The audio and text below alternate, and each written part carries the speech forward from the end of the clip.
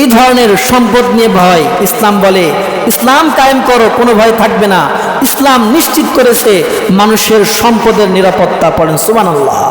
রব্বুল আলামিন বলেন ওয়ালা তাকুলু আমওয়ালাকুম বাইনাকুম বিল বাতিল। সূরাতুল বাকারার 188 নম্বর আয়াতের মধ্যে আল্লাহ ঘোষণা করেন, ও আমার বান্দারা, তোমরা একে অপরের সম্পদ অন্যায়ভাবে ভক্ষণ করবে না, কেউ কারো সম্পদ অন্যায়ভাবে ধরবে না।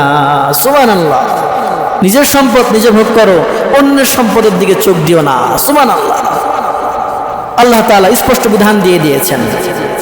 এমনকি কোনো ব্যক্তি যদি অন্যের সম্পদ ছিনিয়ে নেয়, চুরি করে নেয়, ছিনতাই করে নেয়, ইসলাম বলে তার হাতটা সঙ্গে সঙ্গে কেটে দাও। সুবহানাল্লাহ। তাকে ধরো, যে হাত দিয়ে অন্যের সম্পদে সে হাত বাড়িয়েছে, ওই কালো হাতটা মুহূর্তের মধ্যে কেটে ফেলো। সুবহানাল্লাহ। আল্লাহ তাআলা ঘোষণা করেন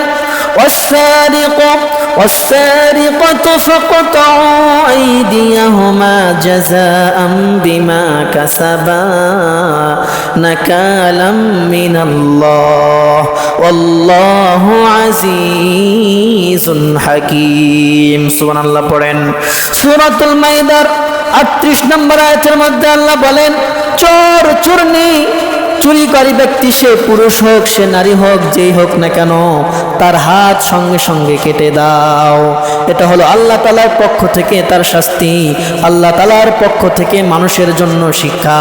আল্লাহ তাআলা পরাক্রমশালী, আল্লাহ তাআলা বিজ্ঞ বিচারক, আল্লাহ তাআলার চাইতে বিজ্ঞ বিচারক অন্য কেউ নাই। ঠিক কিনা? আল্লাহর চাইতে সূক্ষ্ম বিচারকারী আর কেউ আছে? আল্লাহর বিচার হলো তার হাতটা কেটে ফেলো। একদম একজনের যদি হাত কাটা হয়, পরের দিন থেকে আর চুরি হবে?